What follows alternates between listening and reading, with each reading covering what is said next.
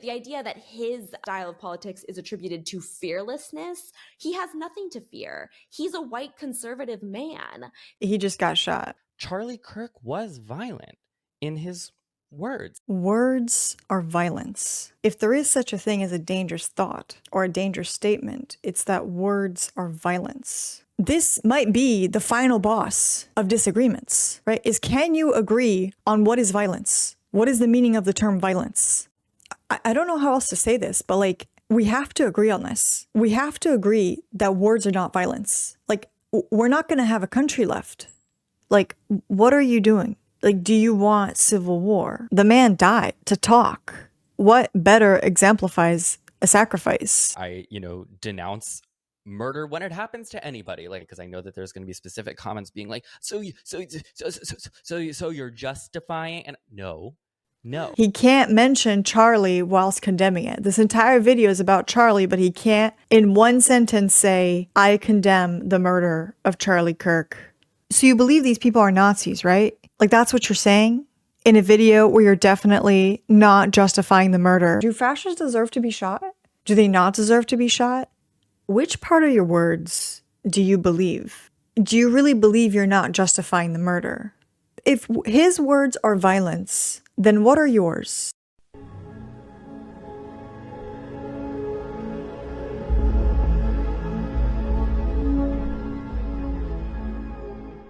So Charlie Kirk died over a month ago at this point, which is ancient history on the internet. Time really does fly. But I wanted to film a reaction to this video that came out about a week or so after he died, and just give my thoughts on it. So here goes. It's all happening. This is not going to be a podcast episode where I tell you if it is or isn't morally correct to make jokes about Charlie Kirk's death. It's not. For the record, it's not morally correct to do that, even if you really, really disagree with the person and what they say. Because, to be honest, I don't really care. If you That's a good start. That's a good start. want to read funny jokes about Charlie Kirk, go on Twitter. And if you want to read essays about why you're a bad person for laughing at those jokes, go to NewYorkTimes.com. Interesting. Even New York Times is not left-leaning enough. I feel like while conservatives and liberals and the right and the left are all arguing over how we should feel about Charlie Kirk's death, his legacy is being rewritten in real time by a lot of people, some of whom are using that rewritten legacy to justify an extremely unpopular and dangerous authoritarian crackdown. The far right is celebrating this, of course, and the left is terrified, and the majority of people sitting closer to the middle, I'm thinking, I think the left terrifies itself far more than the right attempts to terrify it. But authoritarian is a strong word. Let's see where this goes. like my parents, and honestly just most people who aren't as online as I am, are watching this play out, watching politicians seize on this moment very fucking quickly, and not knowing what the correct thing to feel or say is without sounding insensitive about Charlie Kirk's death. God forbid they lose their job or visa or driver's license. Yes, that is a real threat made by Representative Clay Higgins. If you talk bad about Charlie Kirk right now, you lose your driver's license.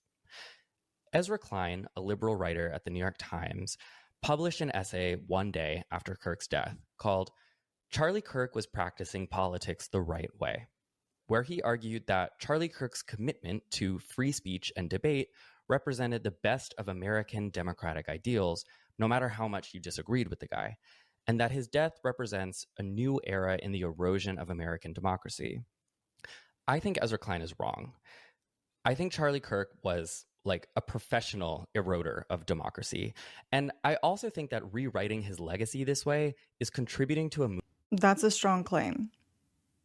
movement that is very rapidly threatening our civil liberties in exactly the way that Charlie Kirk wanted, by the way. And so I want to talk about that today.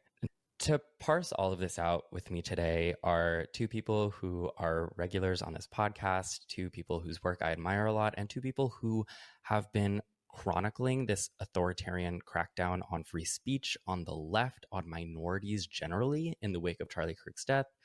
We have Kat Tenbarge from Spitfire News and Taylor Lorenz from User Mag. Welcome back to the show. On September 11th, one day after Charlie Kirk's assassination, Ezra Klein publishes an article in the New York Times called "Charlie Kirk Was Practicing Politics the Right Way."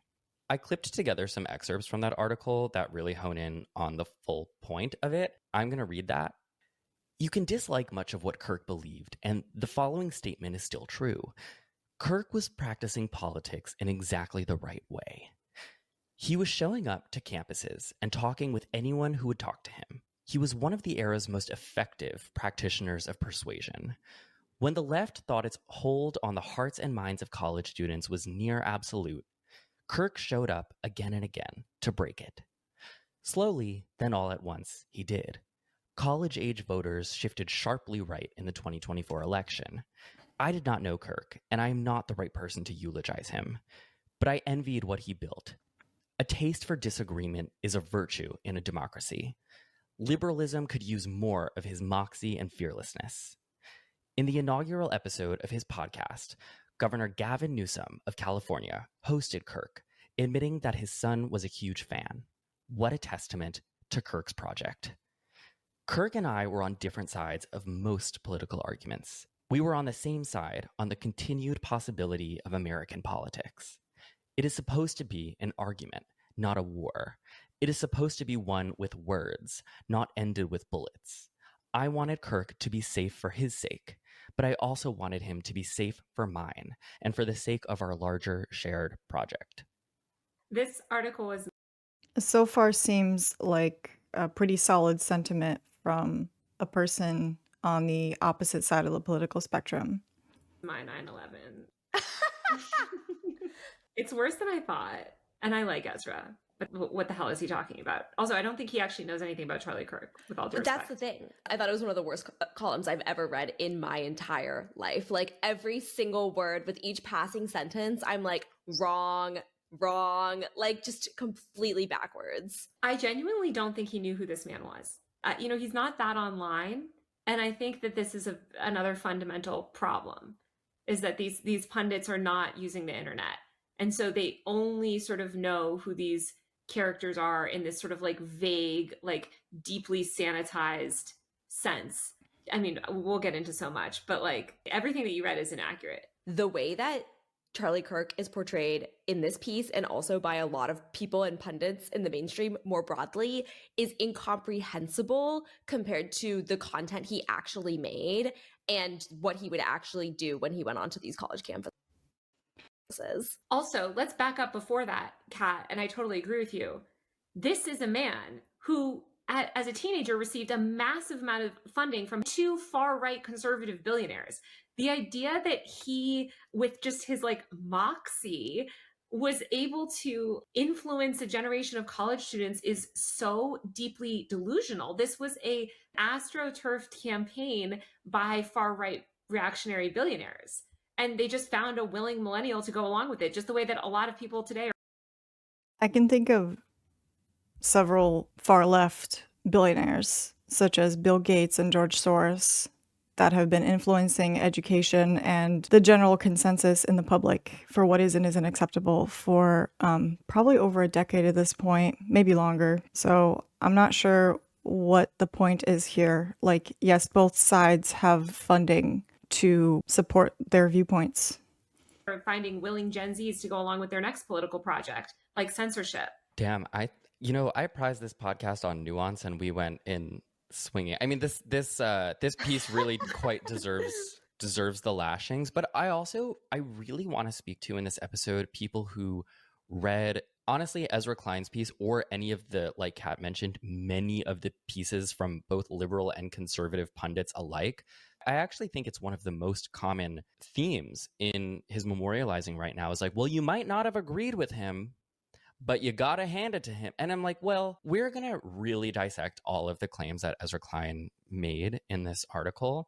But I really want to first mention like the elite political pundit class that Ezra Klein belongs to, and that a lot of the people who are deciding right now what Charlie Kirk's legacy is belong to.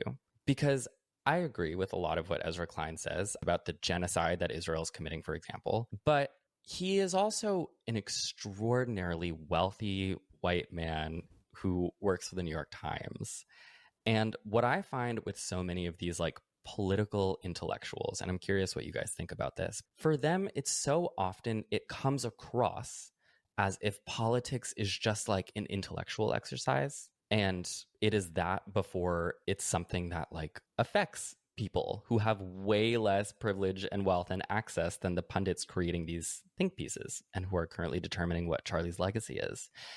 And it's just like, I read something like this, and I think about all of the people who have dealt in the last couple of years since Roe was overturned with an unplanned pregnancy, and they live in a state where they can't get abortion, and maybe they don't have money to go to a place where they can get an abortion. Or I think about the Black professors and the queer professors who have had their livelihoods threatened by Charlie Kirk's doxing movement, which we're going to get into. And I think about trans kids and the families who support them, who have maybe they live in Florida or any of a number of places where their livelihoods are threatened as children, and, you know, deciding where to move, if they can move, how to deal with life if they can't move.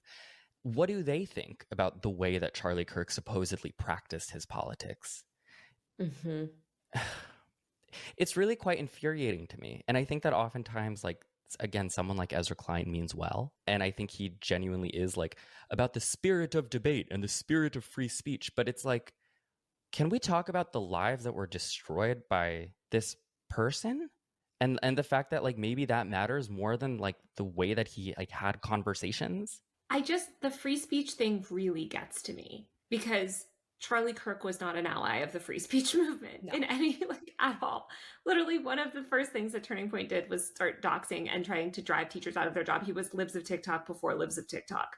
Yeah. So please spare me. This is a man that shut down debates. Like, and he wasn't actually like most of those college sort of debates, it was clickbait. It was setting up this sort of positioning himself in a certain way to get a certain soundbite, so that he could make like triggered SJW clips on YouTube Shorts. Like, it wasn't any sort of earnest, meaningful debate that recognized the like basic humanity. I mean, I think he just fundamentally, he dehumanized so many groups. And I don't think you can even have a debate when somebody is dehumanizing you, because dehumanization is not something that's like a debatable thing. You're affecting other people's rights. You're taking away people's choices. You are hurting people. Read the Constitution. What rights am I taking away exactly? You're trying to take away gender-affirming care for individuals. You are affecting abortion rights. You are hurting people. Got it. So what is a woman? It really bothers me the way that Charlie Kirk keeps being characterized as if this is a fact, that he was a debater, that he persuaded people, that he relied on like the rhetoric of debate on college campuses to convince young students, because that's actually not what he was doing at all. And these words have meanings. Like, a debate has a specific meaning. I mean, the viral videos are probably always going to be sound bites, right? Like, that's how the internet works. So if you're judging the quality of the debate by the clips, you're certainly not going to get the full picture. And I'm not saying that those things are necessarily going to promote good debate, but that's how things go on the internet. I mean, these people, I'm sure, have been on the internet for a long time. They understand that the amount of people that will sit and watch a long-form debate are far outnumbered by the people that will just watch viral clips. And that goes for both sides of the political spectrum. So I'm not sure what kind of argument is being made here. Because it's very clearly not a debate. And if you go and even watch the most watched video on his YouTube channel, the young woman on campus who he's speaking to is like, that is her argument. Is that like what he's doing is ridiculous and it's not actually a debate at all. Do you feel proud of yourself for debating college kids who are unprepared to speak in front of an audience like yourself? Forget the personal attacks or the stylistic attacks. Focus on substance. The more we debate that, the stronger we're going to be as a country. Thank you for coming. Thank you. I don't think you're focusing on substance, though. That's the issue. Hold on. he intentionally tried to provoke substance out of you. And you said, well, I'm worried about some laws Congress should pass. I have to ask, what laws are you talking about? Can you be specific? I'm sorry, I'm very nervous. But this is what you do. This is what you do. You take people and you put them under the spotlight and you... Well, hold on. I didn't ask you to come up here. You voluntarily came to the front of the line. You didn't have to do that. You're purposely antagonizing people on campus, asking How? people to come up by spreading your weird agenda. How? What agenda is that? I'm confused, though. And it is just a way to I don't take to her point either. Like, she chose to be up there. If she wasn't prepared to speak in front of Charlie or the camera or whatever, don't come up there. You know, like, there's something to be said about, like, maybe there's a better way to have a debate, but I don't know. Again, I don't understand what this clip was supposed to show. Like, this person chose to take the time out of her day to get up on the mic in front of Charlie and just accuse him of debating people. like create viral content, and it is so alarming to Hang on. I didn't ask you to come up here. You voluntarily came to the front of the line. You didn't have to do that. You're purposely antagonizing people on campus, asking How? people to come up by spreading your weird agenda. How? So he's antagonizing people by asking them to come up and debate points about topics that he cares about. And like, you know, fair enough, this girl got nervous. I'm sure a lot of people would. But like, I'm not seeing what this clip is supposed to demonstrate. Like, she chose to take the time out of her day to stop by this booth, go up to the mic, presumably try to ask him something, anything of substance, or debate him. And she seems to freeze on the spot. And like, anybody in good faith would just say, hey, I'm sorry, I'm nervous. Like, I'm gonna pass it off to the next person. You know what I mean? I don't understand what is supposed to be portrayed here. What agenda is that? I'm confused, though. and it is just a way to like create viral content, and it is so alarming. Oh, okay. So they do understand that a lot of what circulates around the internet is viral content, which is what the internet basically thrives off of. To me that we've allowed the meaning of debate, and by we I mean like these institutions that have the power to reflect how things are seen in the world, have capitulated to this definition of debate and just to the right wing in general. When you say things like Charlie Kirk was doing politics the right way, you are capitulating to Charlie Kirk's vision of politics, which is that most people don't even get a seat at the table at all. You are capitulating to white supremacy. You are capitulating to patriarchy. And it's honestly just like, There they are, the adjectives. to me, this is the eventual outcome. And those are very common themes that come up, and they're not very frequently substantiated. So let's see where this goes. That you get to through this type of centrist politics where like both sides are bad. You just eventually are advocating for the right wing. And to me, that's what this column is. Really well said. I also think, though, it's important to recognize that Charlie Kirk was not And I don't understand what's being capitulated to here. That the internet is predominantly viral clips and is polarizing, and that most people will gravitate towards their own political leanings and the viral versions that prove those political leanings, or they think they prove those political leanings. I'm not following. just an influencer himself. He ran one of the most powerful right-wing propaganda networks, a powerful dark money group, literally, that was like this shady nonprofit that, like, you know, basically like astroturfed influencers across America. They poured thousands and thousands of dollars into, you know, people building up people like Alex Clark, who hosted Poplitics, right? And then now she's doing Culture Apothecary, this like right-wing pseudoscience, RFK Jr., terrible, dangerous podcast that just promotes like some of the most dangerous health misinformation and anti-birth control, you know, right-wing reactionary messaging. Like, Why should every church have a fitness ministry? What is your like diaper rash hack? Oh, we don't get diaper rashes. My child is 7 months old, and I don't know if he's ever been introduced to a wet wipe. How much old poop is hiding in the average colon right now? I would say decades. You can hold 32 pounds of poop in your colon. Colonic saved my life. Why is it sometimes so easy for like some woman on meth in the street to get pregnant and not this woman who's living this non-toxic organic lifestyle? That lady on meth is not stressed. She's actually in her feminine. Look at everyone who came out of turning. Most of those clips seem fine to me. Again, I'm like, what is this supposed to demonstrate? That maybe like the 32 pounds of poop might seem a bit weird. Not sure about that one, but like, what? Point. For Ezra Klein to be like, I'm jealous of what he built. It's like, okay, an astroturfed movement funded by reactionary billionaires. He didn't even generate his audience on his own. It was all like, they were doing so much paid media. They were doing so like, it just goes back to this fundamental issue of like, if you're willing to say right-wing things, you will have endless money poured onto you. You will have an endless audience brought to you. You know, the same argument can be made about left-wing viewpoints. I mean, look at late night TV, look at so many influencers on the internet. I know the tides are turning and people are speaking their minds more, but for a long time, people would get absolutely canceled for saying anything right of the absolute most liberal. So again, this point about money and there being money in expressing certain political views, that's true for both sides. They'll pay for your speaking tour. They'll pay, you know. How much does Hillary Clinton get paid per speech? Obama? Michelle Obama? Like what? Is making money bad? Is that, if your job is to talk politics, are you allowed to make any money off of it? But if you challenge power, you're going to lose your driver's license.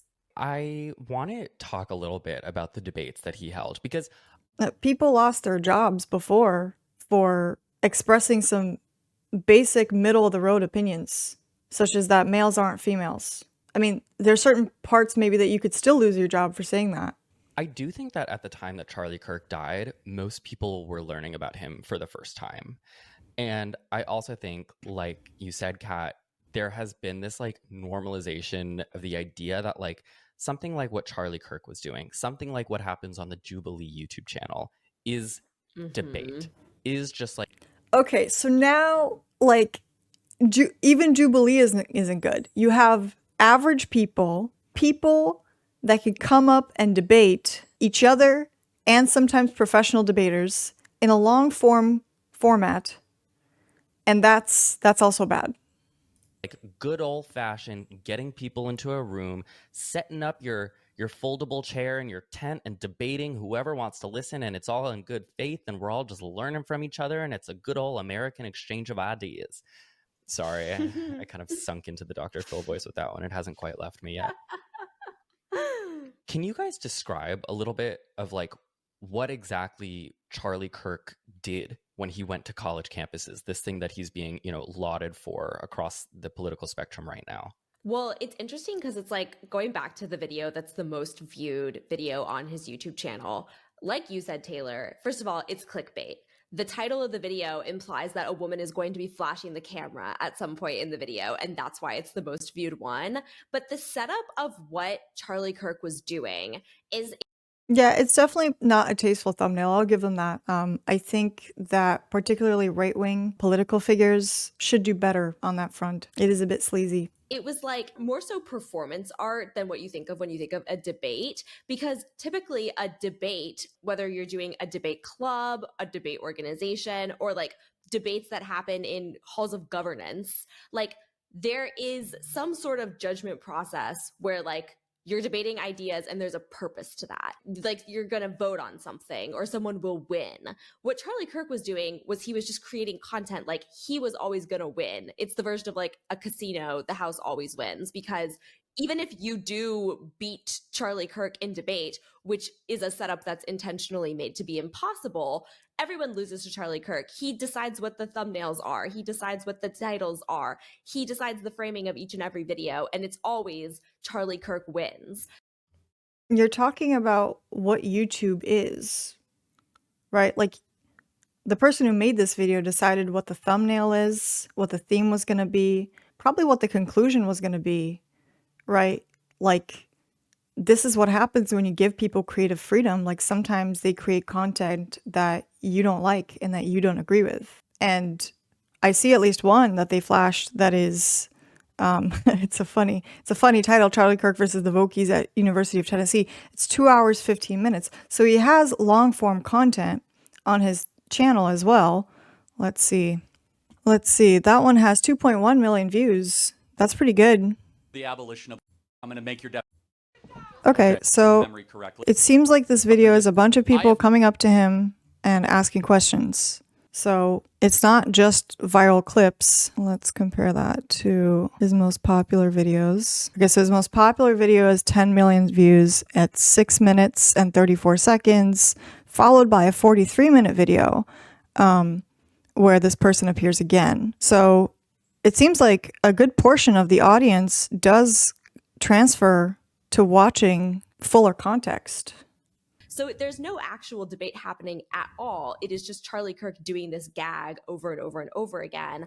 But also, like, because he did become such a viral figure, if you look at the stuff he's doing in more recent years, like, all of these fans of his channel will show up. And so, like, this video with a young woman, she's standing there surrounded by men in MAGA hats. It's like a really toxic environment, and they're all filming her. They're all like filming what's in front of them. So she's surrounded by dozens of cameras, and she says this herself. Like, she's like, no one here is prepared to debate you. You're like a 30-year-old man. Man, the one that she's talking about. Standing there surrounded by men in MAGA. Okay, I see like one guy with a MAGA hat. There's a guy. Seems like there's a girl. Hats. It's like a really toxic environment. Okay. Maybe there's, I see women behind her in MAGA hats on their phones. And they're all filming her. They're all like filming what's in front of them. So she's surrounded by dozens of cameras. And she says this herself. Like, she's like, no one here is prepared to debate you. You're like a 30-year-old man doing this professional gag. We're college students. Obviously, no one is informed of the topic. No one's doing any research. No one's doing any preparations. They're just riffing off of each other.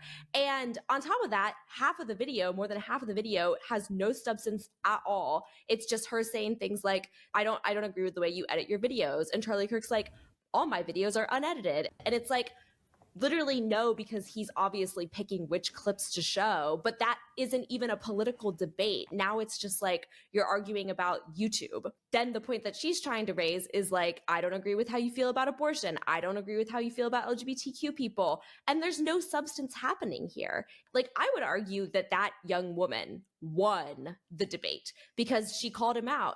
But that's not the point of this project. It's not persuasive, like Ezra Klein thinks it is. It's not about just like having conversations. It's really not even about politics at all. They're talking about political issues, but I think that the ultimate goal is just engagement, and the side effect of that is that conservative ideology, just like the texture of it, is reaching people. But you're not really persuading them based on the merits of conservative ideology. You're just showing them like, this is what gets you money, this is what makes you viral. This is macho, this is manly, this is like what people should aspire to. And it's like, it's a conservatism by vibes. I mean, many people approach liberalism the same way. And arguably that's how it spread originally, is through the internet and people hearing enough things to kind of sway them one way or another. Their criticism seems to be that he's spreading conservatism without any substance. That's a take. That's possible. I doubt that he would spend all these hours debating people if there was no substance to it, but I don't expect them to show that here. Describe like what Charlie Kirk is doing. Damn, Kat, you've been like holding this in. Really good. I've been thinking about this a lot this week. I also just want to like throw in this idea that it's like all of the things that we're talking about here are debatable. Like, I watched a lot of Charlie Kirk in the last week. A lot of what you see in his quote unquote debates is it's like two people debating whether or not trans people exist. I just want to say I'm a transgender male. I've known that since like 3rd grade, and I'm currently 19, almost 20. I just don't know, like, with the the whole medical stuff, like what's true, what's not, what's helpful, because I've heard so many different opinions. First of all, thank you so much for that. Yeah, of and course. I think what you need first and foremost is just a diagnosis. Just someone that is going to listen to what you've gone through, listen to what else is going on. My prayer for you, and again, very few people will say this, I actually want to see you be comfortable in how you were born. And that's where I really run into a problem too with this. That is not a bad sentiment at all. That doesn't seem to be debating whether trans people exist or not. That's a very wholesome thing that he just told this person. I hope that you are comfortable the way that you were born. This framing of like, well, free speech is free speech, and he was just engaging in free speech. Maybe, but how much of like a good faith debate can be had between, you know, a trans person who's saying I'm trans and Charlie Kirk saying trans people don't exist? A lot of his debates end there. And then it's just like you said, Kat, it's like a sort of an ongoing humiliation ritual where then this person gets taunted by all of Charlie Kirk's fans who are standing around them in MAGA hats. And do you know what I mean? Well, I was just going to say too that like while some of his most viral content are these debate moments, and while that's like, especially since 2019, like, you know, he's been, I mean, even before that, like he has really been like a road warrior on these college campuses. That's the goal of Turning Point, is to radicalize these young people.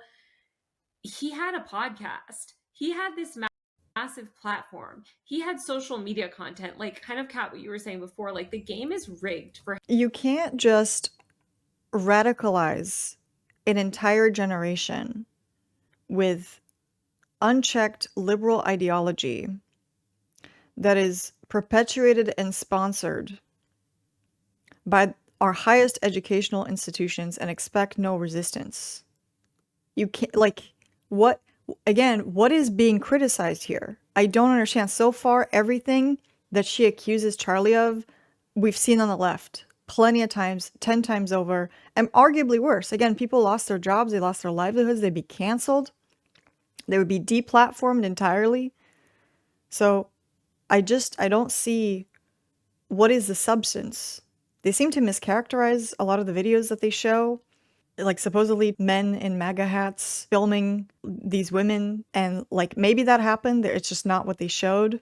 Like he uses these like debate SJW owned type clips to amass an audience, feed them down the funnel of Charlie Kirk content and Turning Point USA content, and then you're sort of on this radicalized path, exposed to more and more extreme ideas, and you don't ever get a chance to question it because the other sort of side or whatever is never presented in any sort of like nuanced or thoughtful way. It's sort of just like he's always the triumphant victor, kind of like you said. I do think people like Ezra. It doesn't seem so far that you're presenting his stance in a nuanced or thoughtful way. Like when he said for this person, I hope that you're comfortable in how you were born. Like, you're arguing that's him saying trans people don't exist. How is that nuance? Klein in this article fail to understand that this stuff isn't just like good old-fashioned debate. This was a very, very small piece in a larger chess game that Charlie Kirk has been playing with the help of authoritarian billionaires for many, many years. This whole conversation reminds me a lot of all of the times that I have talked about Jubilee, the quote-unquote debate YouTube channel that just platforms the most extreme far-right, Nazi-adjacent, eugenics, flat earthers, anyone you can think of that will get them views based on outrage. And then they frame it as just like a good old-fashioned debate. But the premise of these debates is always absurd. Flat earthers versus round earthers. Fat people versus fit people. These are real videos. You know, not that Charlie Kirk was necessarily replicating that exact content, though he was himself a Jubilee star, which in my opinion was a match made in heaven. But it's like, and this is why Charlie Kirk reminds me of Jubilee, is because people are watching this and they're thinking that they're watching something pure. Yeah. And I think like so much of what this kind of rhetoric is is it's not intellectually rigorous. So much of what Charlie Kirk said was straight up misinformation, disinformation, and just bigotry. So it's not that he is able to persuade. We got 3 nice adjectives in there. Let's see if they're substantiated. Or convince anyone on the merits of an actual argument. His style of politics that Ezra Klein is applauding is literally politics by force, where one side isn't allowed to be fully represented because they've been harassed and shut out of the conversation entirely. You saw that with obviously Turning Point USA's professor watch list, which harassed academics out of their jobs and livelihoods because they taught subjects that Charlie Kirk and, the conservative ideology finds disagreeable. And then in terms of like what he is doing that's similar to Jubilee is it's like the titles of his YouTube videos would be things like, oh, Karen meltdown or 20 libs take on Charlie Kirk. So it's like this style of content is biased from the outset, and that like shifts the power dynamic completely. And I also think like the other 2 things in the Ezra Klein piece that really stick out to me are he lists all these examples of political acts of violence at the beginning of the piece. He details like major incidents of political violence, mostly against left-wing politicians over the past few years. And I'm like, do you know what Charlie Kirk has said about this stuff? Do you know what Charlie Kirk has said about January 6th? Do you know what Charlie Kirk said about the guy who attacked Paul Pelosi with a hammer? Because this is actually the way that Charlie Kirk insinuates advocacy for in terms of how he thinks that politics should happen. He's the one who's like, don't give the other side the opportunity to speak, just like stamp them out of existence. The idea that his style of politics is attributed to fearlessness, he has nothing to fear. He's a white conservative man. His style is inducing fear in others and like chilling their speech and participation. Speaking of violence, This is starting to ring extremely tone deaf, considering this video was posted a week after he died. He's a white conservative man. He has nothing to fear. He just got shot. What? I think you just made a good point about like, this is a man that espoused deeply violent rhetoric regularly. Not to mention the sort of more broad forms of political violence, which I think against poor people, LGBTQ people, again, like I think dehumanization of trans people, for instance, is itself a form of violence. And that is something he regularly espoused and advocated for. But this is a man also who was a staunch defender of Israel's genocide in Gaza. He got up on stage and he made a joke saying, oh, I used to tell, LGBTQ people go to Gaza and, they'll throw you off a tall building. Now there's no more tall buildings there. Ha, ha, ha. And he laughs at the audience. I used to say that, hey, if you as a gay person would go to Gaza, they'd throw you off of tall buildings, right? Now they don't have any tall buildings left, so I don't...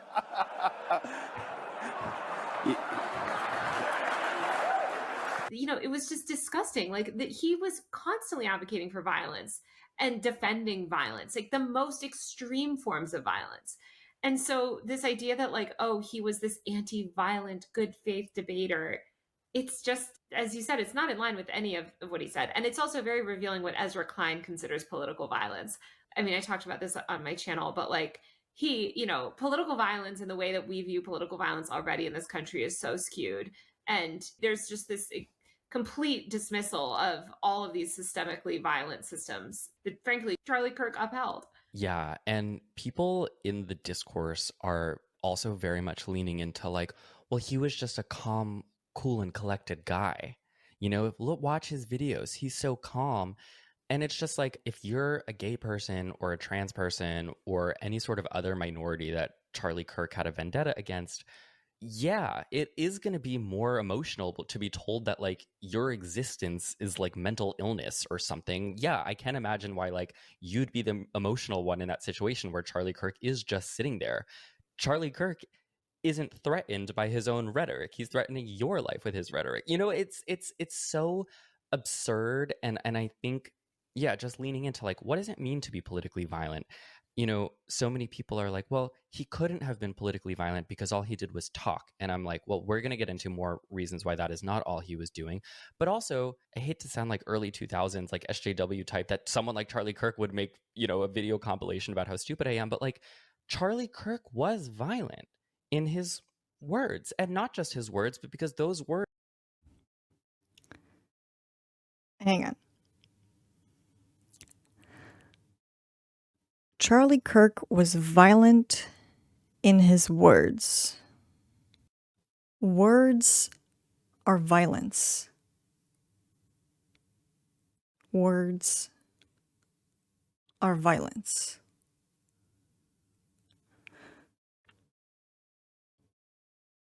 You know, there's a deep irony in debating and discussing this, because if there is such a thing as a dangerous thought or a dangerous statement, it's that words are violence. I just had to look up the dictionary definition of the word violence just as a pulse check to make sure that like we're still on the same page as a society of what it means, right? Like it's not a woman's situation. She's a woman if she identifies as a woman. It's violence if it identifies as violence. Right? Like, no, like it's still like you're physically hurting someone with the intention of hurting them. This is a general problem that the left has, where they take words and they morph them into whatever they want. And whatever meaning they feel like it having, that's the meaning it's going to have. And words are flexible, you know, like there's some ambiguity to them, but this is a pretty big one to muddy the waters on. This is a pretty bad one to be introducing ambiguity into. I don't know how else to say this, but like, we have to agree on this. We have to agree that words are not violence. Like, we're not going to have a country left if you can't even speak your mind in an earnest way, which this person would probably claim is dishonest because they disagree with you. But like, even me stating, I want to punch you in the face is not the same as me actually doing it, right? Which for the record, I don't want to do that in case I get accused because I spoke it, okay? Even if someone states that they want to punch you in the face, that is not the same as them actually doing it, right? Like, can we agree on that? Like, we have to agree on this. Like, we really should not blur the definition of this term. We really, really shouldn't, because that's when things get actually dangerous. Because that's when people start saying like, well, okay, well, you committed a violent act by saying something I didn't like. So I'm going to go and actually hurt you, right? I mean, this is the very ideology of the person who shot and killed Charlie Kirk, right? So to extrapolate something less literal than when someone says they want to punch you in the face, but to abstract it further and say, well, you want people to live life in a way that I don't agree with. You advocate for things I disagree with. You say things that are hurtful. To extrapolate that as violence. I mean, if you just look at this clip of Charlie saying to this person, hey, I hope that you feel comfortable in the body in which you were born. Just someone that is going to listen to what you've gone through, listen to what else is going on. My prayer for you, and again, very few people will say this, I actually want to see you be comfortable in how you were born. Like that's violence. That's violence. It's rare that I'm at a loss for words, but I don't see how we're going to survive as a society if we don't agree on this. And like, you need to take responsibility for this, because I am 30 minutes into this video. There's not a single condemnation of what the killer did, right? Not even like a platitude, not even like an acknowledgement of like, hey guys, don't like shoot people in the neck, right? Like, it's bad. Don't do it. And the entire episode is just about how he's violent when he's not. Like, it's actually insane. Like, it has to change. Like, this might be the final boss of disagreements, right? Is, can you agree on what is violence? What is the meaning of the term violence? I'm on here because I find myself genuinely worrying for the state of this country. And I know it's a pretty generic thing to say, like, oh, the political landscape is so dangerous. But like, I've been hearing the word war brought up one too many times. And I've been hearing it for a while here and there, right? Like, often as a joke. But it's been like more and more people. And, at first it's like one person on the internet just being like, hey, like genuine question, like, are we at a start of like a civil war? And there's people in the comments being like, oh, like, get off the internet, go touch grass. Nobody's at war. You're good. And then there's other people that are like, we might be. And I want to believe the go touch grass people. I want to believe that this is overblown, that there's just a panic, right? We're just having a big disagreement here and nothing else, right?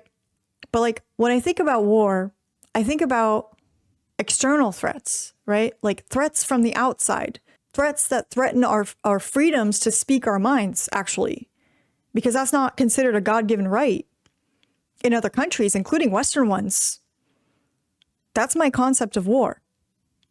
Fighting people that don't agree with your right to speak your mind and live life the way you want to live it. But now I hear it from within. Like, the greatest threat is from within. And that's definitely not to say that I think that someone I disagree with in this country is my mortal enemy. It's like, I feel like we're closer than ever to an actually genuinely violent eruption. And I just find myself genuinely fearing that because I love this country and I don't want it hurt.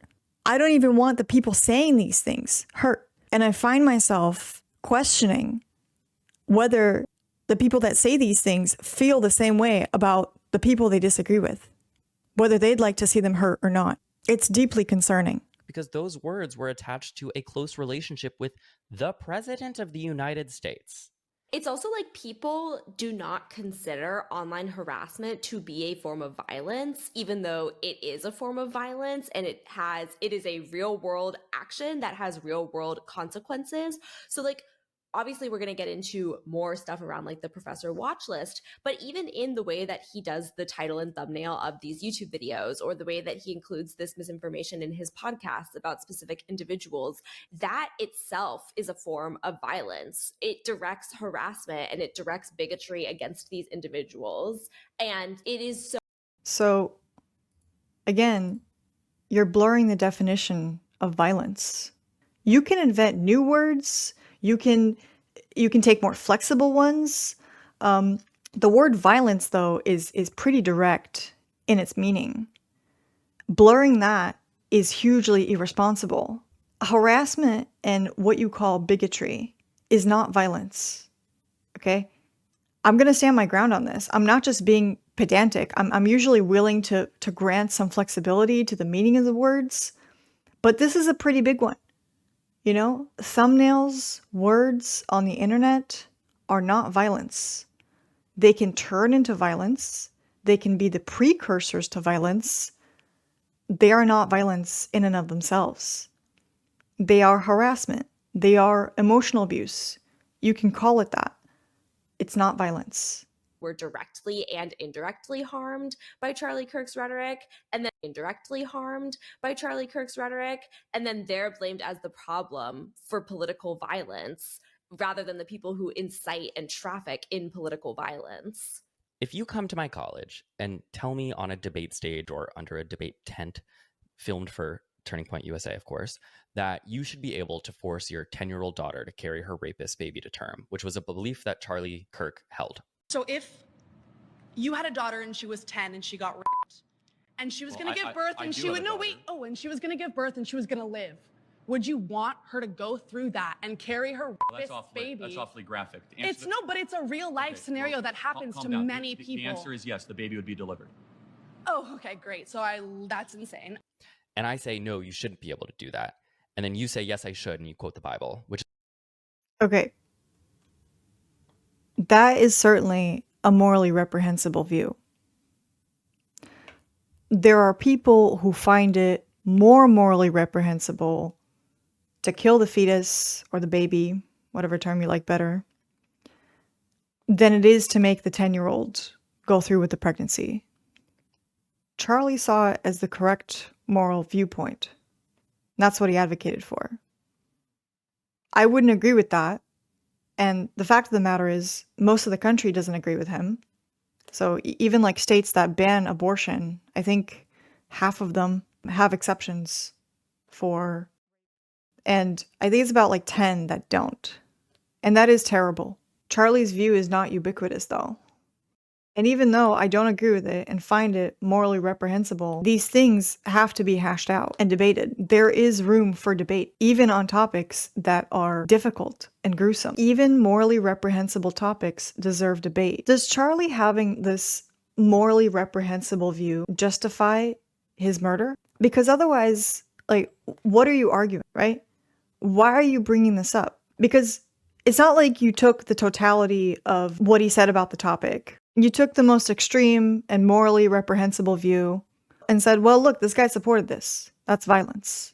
If you're willing to introduce any nuance into the discussion, which you accuse Charlie of not having, you'd bring up other clips of him discussing the topic. Like one of him saying, you know, you have 2 scans, ultrasounds of pregnancies, and one of them was conceived in rape and one wasn't. Can you tell which one is which? Right? And I'm not even saying that's a particularly good argument. I'm just saying that if you were covering this in good faith, in trying to understand the other side, you might show that, but that's not what you're doing. So what is the aim of showing it here now? But I feel like the basic ideas within the shock doctrine are playing out in front of us right now in ways that go beyond economics. Like I said up top, his murder is being used by MAGA politicians to ram through draconian crackdowns on free speech, on minorities, on the left. Can you guys talk about what is going on there? Because I know you've been following it really, really closely. Well, what's happening is exactly what you described, which is that they're now leveraging this opportunity to censor speech in a way that we've never seen before. And not only are they doing it through trying to ram through federal legislation and state legislation, they're, you know, hauling the CEOs of Discord and Twitch, even though Twitch has nothing to do with any of this. They just want to deplatform Hassan Piker so in front of Congress. So they're going to, you know, they're doing that. But then also on a state level, you have these governors, you know, getting kids expelled from school, getting everyone fired from their job. I mean, we had the Charlie's Murderers database where they had something like 40,000 people listed, none of which seemed to be verified. You know, I spoke to one guy, this guy Ali, who I wrote about in my newsletter this week, who's a 30-year-old worker at Walmart who somebody just used his name and said the claim that he said something that he, you know, about Charlie Kirk that he didn't, obviously very didn't say anything about Charlie Kirk on any of his social media channels actually. But it doesn't matter because you can just implicate someone and put their name on this list and get them doxxed and harassed. And his family, his parents are Afghan immigrants. His mother had to flee. His sister's in hiding, you know, because they're being targeted. That's censorship. Yeah, I wanted to talk about charliesmurderers.com. It's a website that was set up by people who want to basically get anyone fired from their job who said anything even remotely critical or even like not even remotely critical of Charlie Kirk in the wake of his death. Anything that the people running this website deem as like celebration of murder. You do not have to be a public figure. And in fact, none of the people featured on the website are. You are put up on essentially this like jumbotron, and your information is put up, where you live is put up, your employer is put up, and a lot of people have been getting fired as a result of being featured on this website.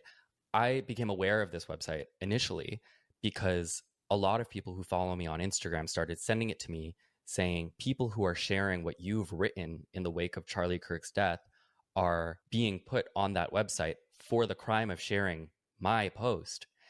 And I thought, first of all, that this was fucking crazy because a post that I made on Instagram initially after Charlie Kirk's death was very widely shared, and it explicitly condemned gun violence in all situations, including this one, which I continue to do, by the way.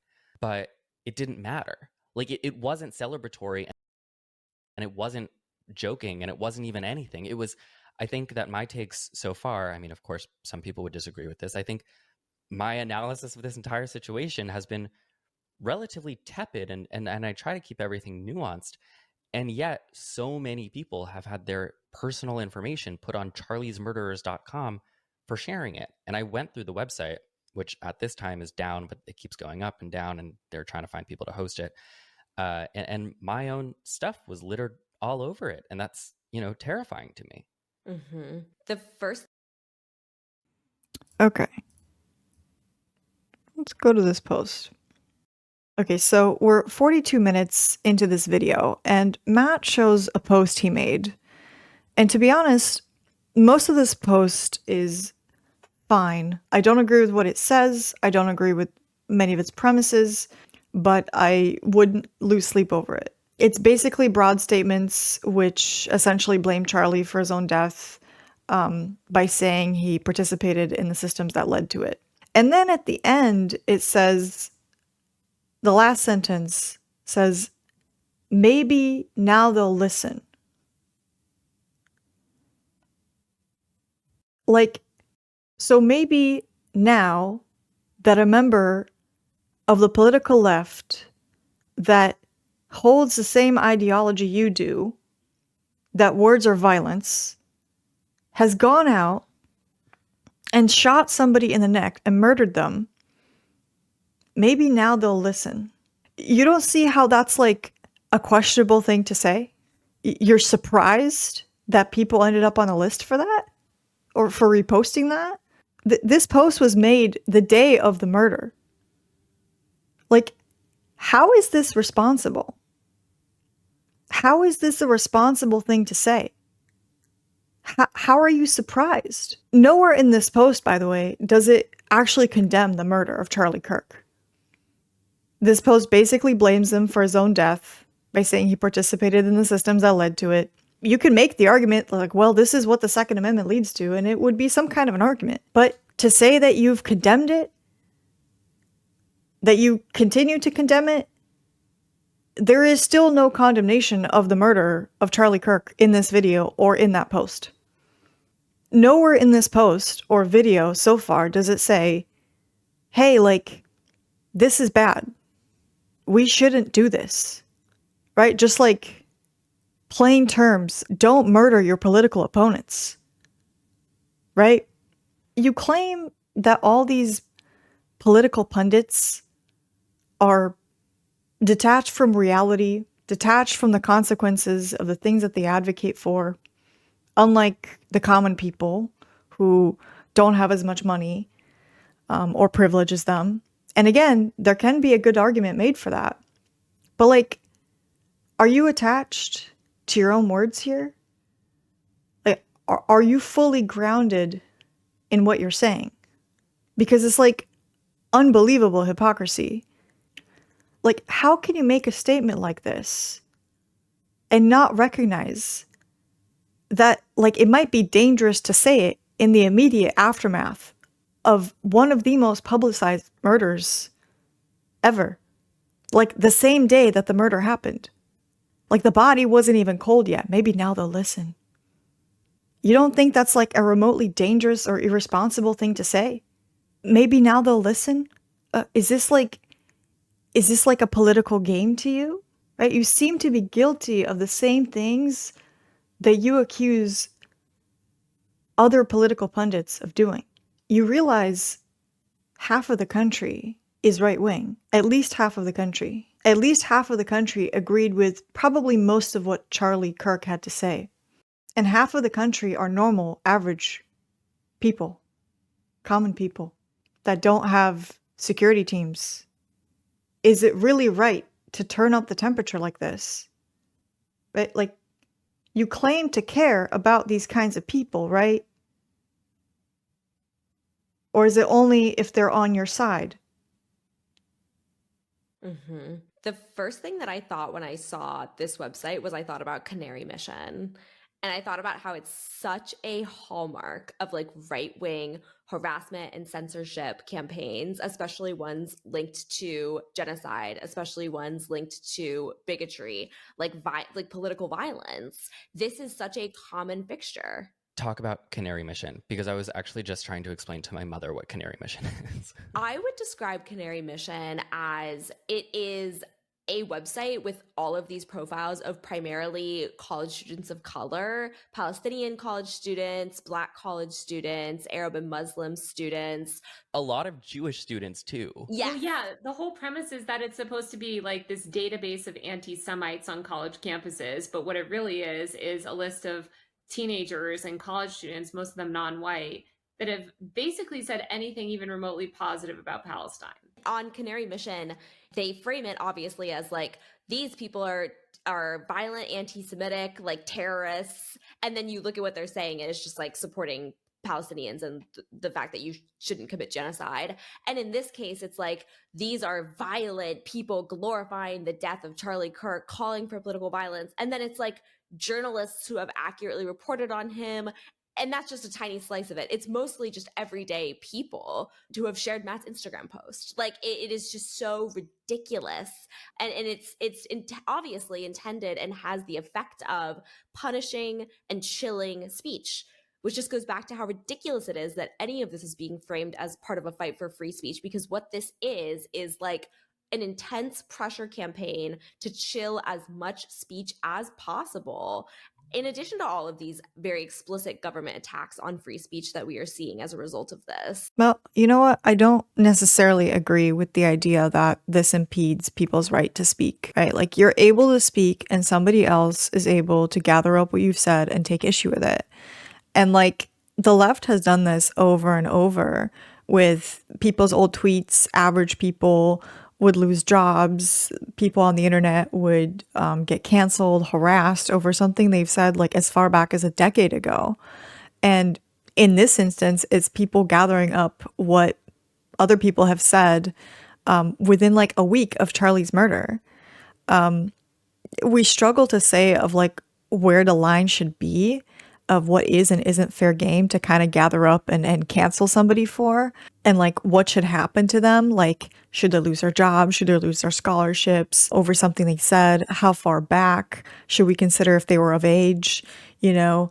But regardless, the left has done this plenty of times over the past decade to private people and to public people. And I mean, considering the fact that there has been so many people openly praising Charlie's murder, even this past post that Matt has referenced in this video that he's made, which he thinks is reasonable and neutral and nuanced, the fact that even this post is questionable makes me think what you think isn't questionable. The fact is, like, a lot of the left has been openly celebrating this murder, and the evidence is abundant. You don't have to look far from this.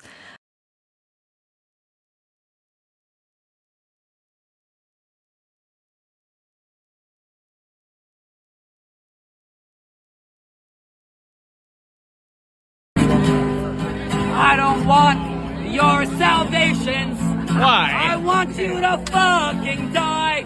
We're not gonna give you a second chance, even when you beg for it on your knees, begging and pleading. Fuck every Nazi bastard in this crowd. Bullshit! Bullshit! Love means fighting Nazis in the streets. Love means protecting our community, not tolerating Nazi sympathies. Watching candles burn like we're gonna watch Nazis die. We'll light their bodies on fire in our streets. I'm a pacifist, but that means taking our fucking streets back against white supremacy and your Nazi sympathies. He's a racist motherfucker that should have been dead long time. He lives as he dies, promoting violence. Report all you want. Nobody's streets, dude. Well, are you? No, look at this shit. Check it out. Look at this shit. Fuck overreacting bullshit. Yeah, 9.10. Fuck Charlie Kirk. Fuck Charlie Kirk. Fuck Charlie Kirk. But like, then you go and find a few people that maybe didn't do anything and present that as evidence, as like, see, they're just trying to impede our speech. It's like, can you not read the room? Like, if you believe that speech is violence, then I don't understand why you're so surprised that people would want to censor speech that celebrates it. Do either of you want to speak to some people who have been fired and what they've been fired for? Because I know there have been some high profile ones. There was a reporter at the Washington Post, I believe, who was fired for quoting Charlie Kirk. Yeah, Karen Attiah, I used to work with her. She was also a columnist at the Washington Post, and she had posted actually just Charlie Kirk's own words on her Twitter feed. And she was fired in the note that Oliver Darcy got and published for criticizing white men. Literally those words were in her termination letter. And here's the reality that's so frustrating that really pisses me off, because I keep seeing these tweets that are like, oh, she's going to sue them. She's going to take them for all she's got. This wrongful termination suit is in the bag. And same thing with Ali, like the people I wrote about, or some of these other people like that have been fired, right? Like there's been a lot of high profile, like teacher firings, like a NASDAQ worker, like, you know, just all these sorts of people. Madewell hasn't tweeted in 24 months and then tweeted to like condemn some random ass employees, like post about Charlie Kirk. And people are like, wow, the defamation lawsuits are going to hit so hard. Please be for real. We're not getting any defamation lawsuits, guys. These people will have no recourse. There will be no justice. This is just Gamergate shit, by the way.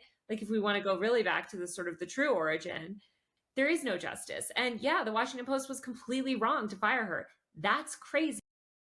Even a year ago, I don't think that they would have been able to do that. I mean, I know they wouldn't have been able to do that, because you can't fire a columnist over whatever they're saying. Columnists are not even subject to the social media guidelines, as I know very well, because I was a columnist there myself.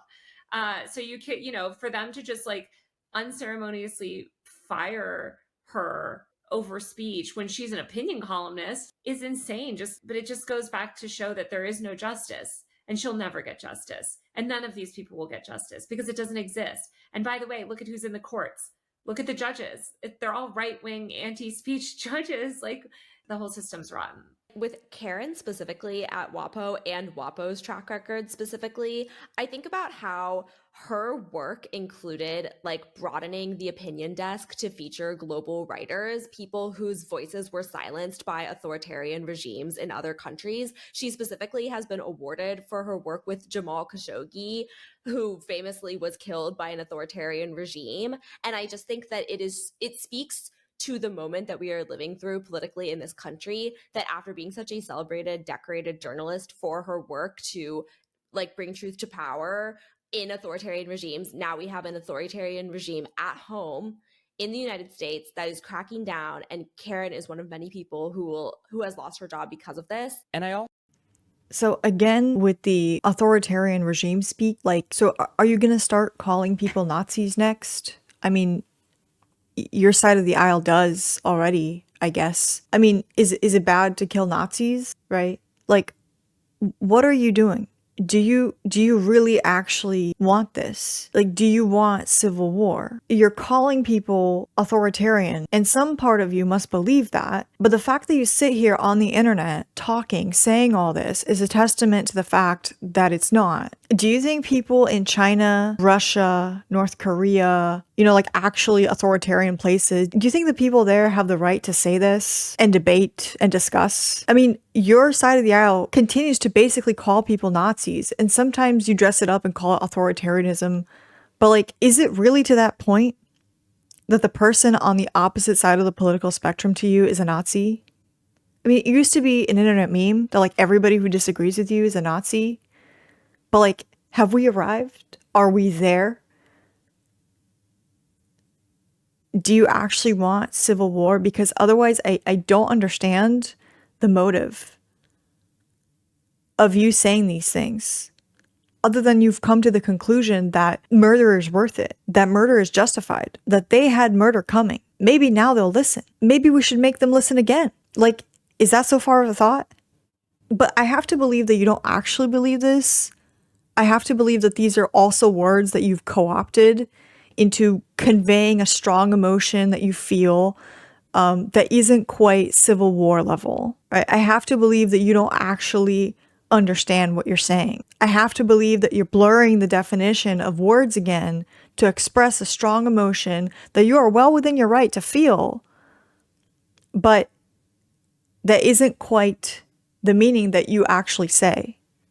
Because words do actually have meaning. And these words have meanings. Words are not violence. We have to agree on that. But I will say something that really separates this moment from like anything you could argue with like what was going on with liberals online in the 2010s is that this right-wing cancel culture now is being integrated into the official right-wing party platform and legislation. You know, we have J.D. Vance. So the right wing has finally caught on to what the left has been doing for about a decade, right? Like that's what I'm hearing. Who was doing his job as the vice president by filling in for Charlie Kirk's podcast after Charlie Kirk died. And he said, quote, "When you see someone celebrating Charlie's murder, call them out, and hell, call their employer."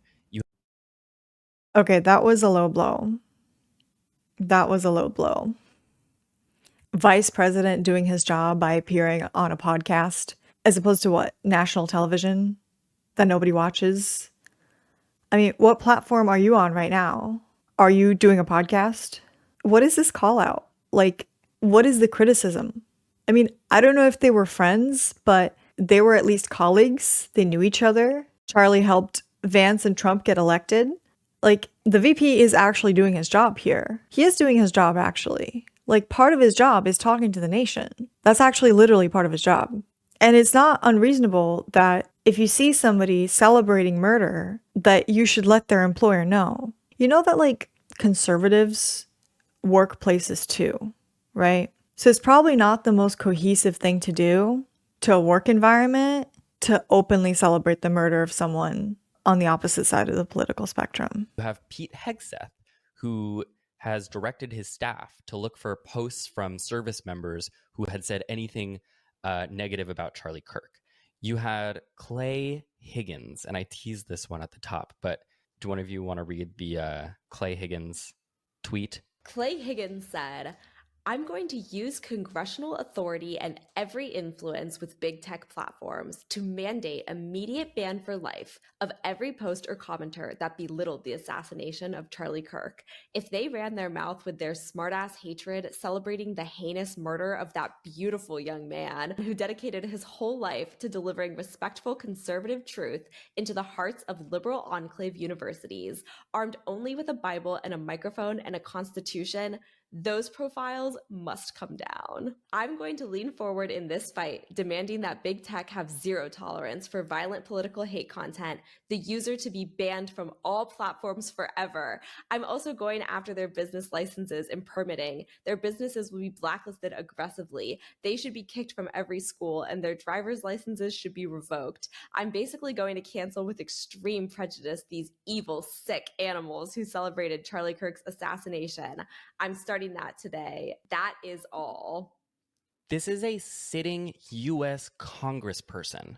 This reminds me of when people would crash out on MySpace in 2006 and be like, "I'm gonna investigate the servers and get you shut off the internet forever." Like, oh.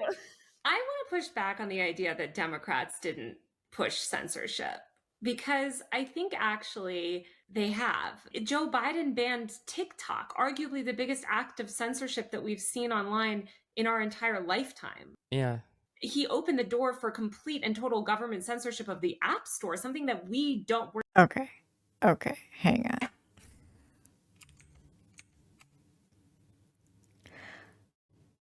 You know, I was hopeful for a split second. I had this fantasy that she might take ownership here of all the various ways the left would censor the right over the past decade. So much so that the sitting president of the United States had to go and create his own platform because he was deplatformed from not only all of social media, but almost all of cable as well. But of course, it's not about that. It's about the Chinese spyware app. You know, the one that originates from actual authoritarian rule that you feed all your data to willingly for free. And Joe Biden banning TikTok, it was down for literally a day, maybe less than a day. I don't entirely remember, but like literally a day. That's a ban. What are you on about?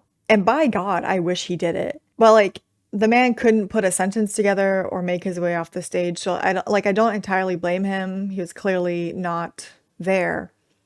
Banning TikTok is an impediment on free speech. I cannot think of a single more damaging app to this generation than TikTok. I mean, Instagram was really in the lead there for a bit, but then TikTok just came in and really took the cake. That app is the mind virus, okay? Like, forget woke and the woke mind virus. Like, that app has such a good infection rate at like corrupting people's minds, people's attention spans, people's beliefs. Just awful app. Should be banned. Wish it was banned. Very clearly algorithmically targeted to unravel society. You have to think, if they don't let their own children watch it, why is that? That's a separate topic though. I'm not even gonna go there right now. Never supposed, the app stores are always supposed to be independent businesses. We're not a country like China or Russia where their government controls the app store. Now we're becoming one. I do think that they set a lot of these precedents. And when you look at a lot of the worst censorship bills in Congress, COSA, the effort to repeal Section 230, these are co-led by Democrats, co-led by very powerful Democrats. Yeah. Like, the Democrats completely ceded the issue of free speech, and they allowed that language of free speech to be weaponized by the right in service of their censorship campaign, because ultimately the Democrats are pretty on board with this mass censorship campaign. They just want the Democrats to be the ones censoring instead of the Republicans. And they think if we can get these restrictive laws in place, we'll be able to ban who we want on social media once we're in power. Well, that's probably the most self-aware statement I've heard them make here so far. Although I think the only reason that they might be criticizing the Democrats here is because they're not left-leaning enough. But, you take what you can get. People are watching this all play out and saying things like Charlie Kirk's legacy of free speech is being used to obliterate free speech. And I just want to note that, like, what is happening now by all these people like J.D. Vance and Pete Hegseth and Clay Higgins, this is exactly what Charlie Kirk was also doing while he was alive, which I think is another important thing to note, and that we've kind of circled around a little bit when talking about how Charlie Kirk, quote unquote, practiced politics.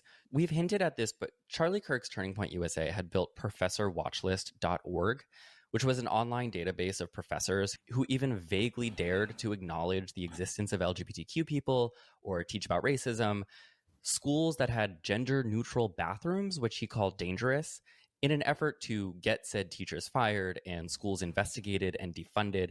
And he was very successful in this effort. I mean, we are living in the wake of his successful efforts right now. And I'm just like, was that practicing politics the right way? And while we're discussing the anti-democratic principles nested within Charlie Kirk's aesthetic of the free speech guy, Ezra Klein wrote, "The foundation of a free society is the ability to participate in politics without fear of violence. To lose that is to risk losing everything. Charlie Kirk and his family." To lose that is to risk losing everything. Yeah. Yeah, I would agree. That sounds accurate. Just lost everything. As a country, we came a step closer to losing everything too. We've been edging closer for some time now. In 2020, a plot to kidnap Gretchen Whitmer, the governor of Michigan, was foiled by the FBI. In 2021, a mob stormed the Capitol in an effort to overturn the result of an election, and pipe bombs were found at the Democratic and Republican National Committee headquarters. Do you guys know what Charlie Kirk was doing on January 6th? Podcasting? No! He sent buses of students to the January 6th rally that turned into January 6th. He sent kids there. I mean, of course he did. Of course he did. This whole idea, it's so appalling to hear Ezra frame things this way, because women, people of color, LGBTQ people have not had the right to practice politics without fear of violence. I don't think ever. We have never been able to practice. So it's very egregious to frame things that way. And even his examples that he's choosing, of like violence. Oh, look at this escalating political violence. Like, I mean, we've talked about this before, but like their entire concept of political violence excludes the biggest form of political violence, which is state political violence against marginalized people. Exactly. The only type of violence that he really cares about is violence against politicians. Ironically, Charlie Kirk was not a politician. And also, a way to rephrase what he is saying here is that, like, what Ezra Klein is afraid of is political violence that actually threatens the ability for white men like Charlie Kirk to participate in politics. Because, as you said, Taylor, women have never been able to participate in politics without fear. Women are punished for participating in politics. People of color are punished for participating in politics. Queer people are punished. Like, every other demographic of people cannot practice politics without losing something. You make sacrifices to be in politics as a politician, or just to be vocally active in any way if you are a marginalized person. So this entire column is just predicated on the idea that it only matters now that it's affecting men like Charlie Kirk. And Ezra Klein very transparently sees himself as a man like Charlie Kirk. He admires him. Gavin Newsom also did this when he interviewed Charlie on his podcast. These Democrat men admire Charlie Kirk. They make that very, very, very clear. And they put them in a completely different class of people than like the rest of us, because none of us can practice or engage fully in politics without great risk and causing harm to ourselves. And when we do, we're emotional and triggered and, like all these other things, again, because the consequences are not some abstract political thought experiment for us. Did you guys see how... So you make sacrifices to be vocally and politically active. Yeah, that's like everybody. Everybody makes sacrifices. I'm not saying those sacrifices are the same, but like, why do you think it's only women and marginalized people that make sacrifices to do that? Like, I mean, even those you claim are the most privileged have 24-hour security. They can't just go and like take a walk. They can't go to the grocery store. They can't go see a movie in a theater, go to a kid's soccer game. Like, those are sacrifices. And again, I'm not saying that everybody's sacrifices are the same. There are certainly people who make a lot more sacrifices, but to claim that there is absolutely zero sacrifices to speaking your voice, regardless of who you are, in a country half full of people that completely disagree with you is inaccurate. And not to mention the elephant in the room, but like, this is completely tone deaf. Like, the man died to talk. Like, what other sacrifice do you want? What better exemplifies a sacrifice? It's not just women and marginalized communities. Did you guys see how Donald Trump reacted when a reporter asked him how he was holding up over the loss of his good friend Charlie Kirk? Yes. He didn't give a fuck. He didn't give a fuck. I'm going to play that video right now. Bing. How are you holding up over the last 3.5 days? I think very good. And by the way, right there, you see all the trucks. They just started construction of the new ballroom for the White House, which is something they've been trying to get, as you know, for about 150 years. And it's going to be a beauty. This obviously garnered a lot of headlines really quickly for being a funny, like, very hallmark Trump moment. But I think that it's also somehow so representative of how anti-human this entire political movement is, and how we're dignifying it way too much when we refuse to recognize how anti-human this entire political movement is. Like, I'm not just saying this to be funny, like, I genuinely don't think Trump gives a shit that Charlie Kirk died. This, like, comrade and best friend in recent years. I genuinely don't think Trump cares, because to Donald Trump and to, frankly, all of the people at the head of this movement that we're refusing, in my opinion, to criticize properly when we are writing these, like, teary-eyed eulogies of Charlie Kirk, they don't care about human life. And for Donald Trump, Charlie Kirk was like a means to grow the movement, and he did that very successfully, and he was shot in service of it. Maybe, actually, we don't even necessarily know why Charlie Kirk was shot yet. And Trump is moving on. Trump wants to talk about his new ballroom. You know, people made jokes about, like, Ezra Klein's reaction to Charlie Kirk's death. Okay. First of all, you don't know why Charlie Kirk was shot. You really have no idea. It came out of the blue. It couldn't have been a person that, like, really disagreed with him and bought into the idea that words are violence. Right? Now, regarding Trump. Okay, it's possible Trump didn't give a shit. That's a possibility. I've seen many other clips where he seems to very much care about him. I can't pretend to know what goes on in Trump's head, but if I had to give this a charitable interpretation, I would guess that this is his way of distracting himself from the assassination of his friend and or political ally, colleague, whatever you want to call it, because he himself has been the target of multiple assassination attempts, one of which came really close to taking his life. Maybe the man is distracting himself with a ballroom to not think about it. But you're right, he's probably just like a heartless piece of shit that doesn't care. Let's go with that. Hey, you know that like near-death experience you had about a year ago? Wasn't near death for your friend a couple days ago. He's dead. Could have been you. How you doing? You good? Ballroom, huh? Maybe you didn't think of that because maybe you thought the assassination attempts were justified. Maybe if Trump's assassination attempts were successful, you would have made a similar video basically saying that he got what he had coming because he had such a violent speech.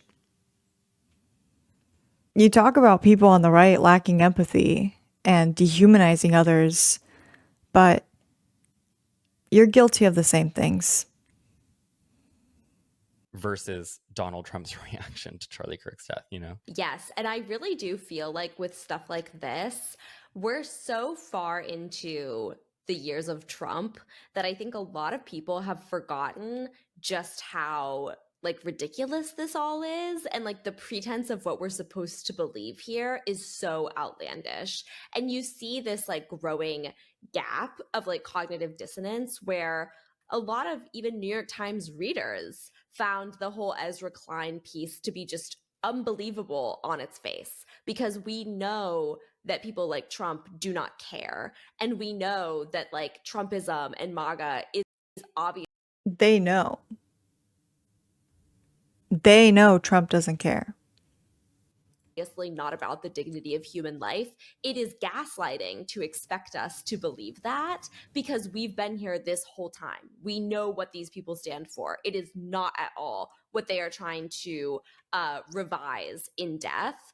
The expectation that we have to take all of this seriously is too much for most people because these are not serious people and they did not actually believe in any of this stuff. I think it's so scary just the way that like his legacy is just being so whitewashed, where like, I mean, I was just talking to my dad who picked me up from the airport today when I came home, and like he had never heard of Charlie Kirk before any of this, you know, like a lot of people in America like don't know who this guy is, and their first introduction to him is going to be through an Ezra Klein column, somebody that they really trust and rely on and who is really great on some other issues, you know, like, but like it just shows how inadequate the media is, and not just that, but it's like all over cable news too, you know, they're just like sort of tearfully eulogizing him and completely whitewashing his legacy in a way that his own movement doesn't. Yes.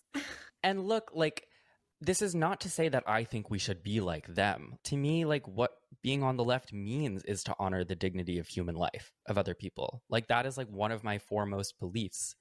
It's the same reason why I, you know, denounce murder when it happens to anybody. Like, I can't, you know, that is something I really have to say, like, very strongly, because I know that there's going to be specific comments being like, so you're justifying, and no. Do you condemn? Do you condemn hummus? I am specifically attempting to get at the way he gets so close to condemning. You denounce murder when it happens to anybody. You're getting so close to saying it, but you just can't. You're just physically like unable to. The closest you've gotten to it in this video is like laughing about it. Like, is anybody supposed to believe this? Yes, you denounce the murder of who? Who is this video about? Can you mention him in a sentence while denouncing his murder? This is literally the closest he's come to condemning it, and he's laughing about it. Like he had this conversation, he filmed it, edited it, uploaded it, and like He's laughing about condemning it.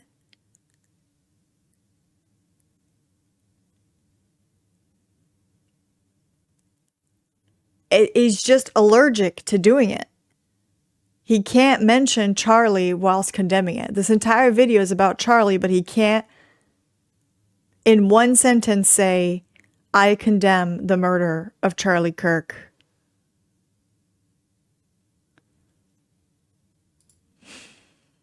We are choosing to decide what this man represented and what his actual life was in service of and what he did until the day that he died, so that we don't allow that to be co-opted for the building of his movement that is cracking down on human life.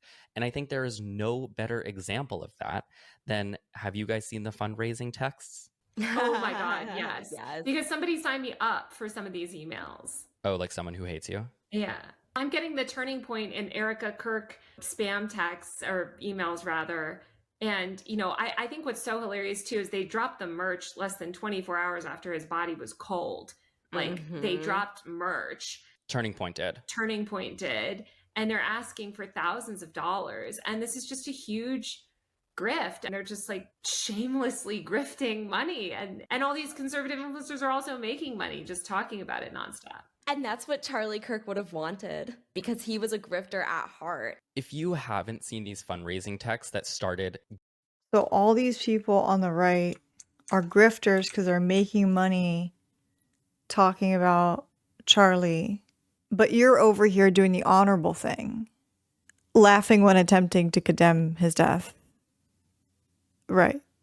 Getting sent out by Turning Point USA, like immediately after Charlie Kirk died. They're featuring, you know, quotes and photos from his wife and her eulogy for him and photos of the two of them. Erika Kirk says, I refuse to let this movement die. It will only grow stronger, bolder, louder. Join me. And then a link where you can donate between $25,000 and $100,000. At the top of the page, it's a photo of Erika Kirk, and it says a sort of paraphrased quote from her eulogy to him, which was, the cries of this widow will echo around the world like a battle cry, which, just by the way, for an organization that has so much funding, and I don't mean to sound insensitive here, but the cries of this widow will sound like a cry. Not great. Okay, let me just say something about Erika Kirk. I don't know if you guys ever watched one of the episodes when Charlie had her on the podcast back in the day, like a while ago. He had her on the podcast, and I think it's worth watching that episode. So she's more extreme right-wing than him. And he talks about how he's a moderate compared to her, and how actually she has pulled him further to the right on many issues. She is so extreme and so radical, and how that's something he really admires about her. So I've seen some stuff of like the grieving widow and da-da-da-da. This woman, first of all, married to a fascist, is very much a fascist herself. And that doesn't mean that, you know, she can't grieve for her husband or whatever. But I thought like Ta-Nehisi Coates put it very well. Here we go again. A fascist. You know, the word starts with an N. It's got 4 letters, right? In his article, which was... She's a fascist grieving for her fascist husband. Is that right? Phenomenal in Vanity Fair. But he was like, a lot of this like grieving and the obituary, it would be like writing Joseph Goebbels' obituary and starting it as like, you know, he was a beloved...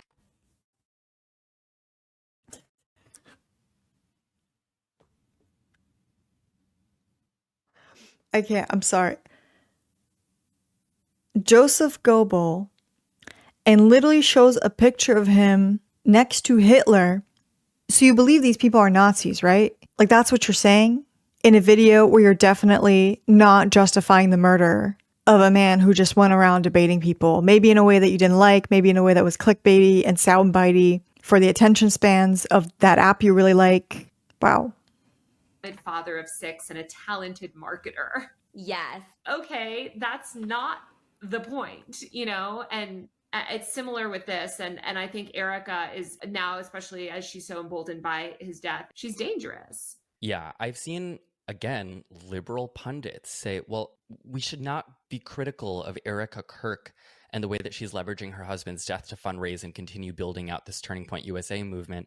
Leave her be right now. She's grieving. I agree she's grieving, and I don't necessarily want to police grief, except when that grief is being very immediately and very effectively and very blatantly weaponized to raise money for a group that is, it's just hurting people. On a very human level, when I first saw the video of Charlie Kirk getting shot, my first thought was, I was like, oh, I wonder if he has kids. I wonder how old his kids are. And my initial thoughts were like, with Erika Kirk, not knowing anything about her, I was just like, that sucks, obviously. Like, that was my human response. I quite literally can confirm this because we were recording a podcast at the time, and the first thing Kat asked me was, oh my God, does he have kids? Oh my God, they're so young.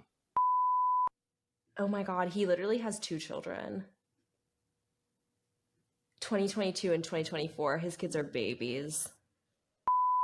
So like that was my human instinct. However, I think people just like are so parasocial and have no media literacy and are just like, people are acting kind of dumb about all of this because it does not preclude you to like have a human response to someone dying, then to like look at the first draft of history in which we examine someone and the consequences of them. People are basically acting like you either say Charlie Kirk was a good husband and father, or you say like, I'm glorifying Charlie Kirk's death. There is a whole world in between, a whole spectrum of ways that you respond to the deaths of public figures. But this idea that we have to all have this very parasocial relationship where we're acting like Charlie.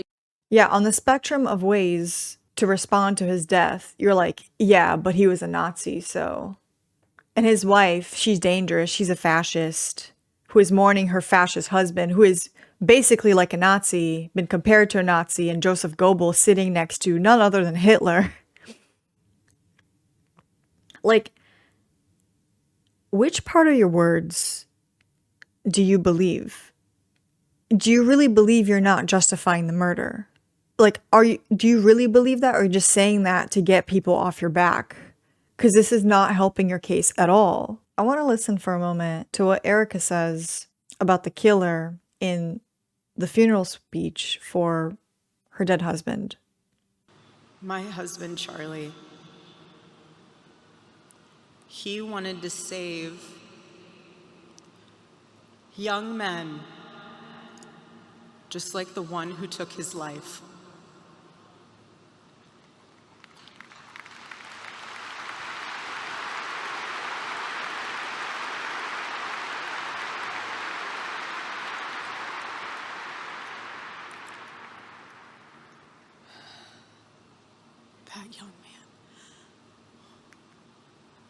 That young man, on the cross, our Savior said,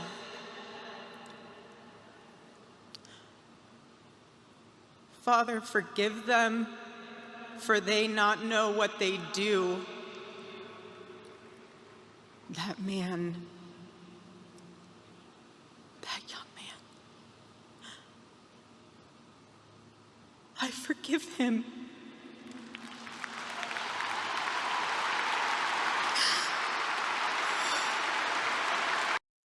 Yep, that's what a fascist would say, right? Mind you, she's saying this to a predominantly Republican right-wing crowd. I wonder what she could be trying to communicate. I wonder what principles she stands on, that she feels the need to communicate this outwards. I know Matt's video was filmed before Erika gave the funeral speech, but really there's just more evidence that these people don't listen to the other side before automatically classifying someone they disagree with as a fascist or basically a Nazi. I mean, I know it's a meme, but like, we're living the meme, and it's kind of not funny anymore. They really don't bother understanding the character or core principles on which the other side stands. Here's the thing, if you're saying that he's a fascist, I imagine you're arguing that he deserves to be shot because he's a fascist. I imagine that you've read history and that you know what the West did to its fascists. The fascists got shot.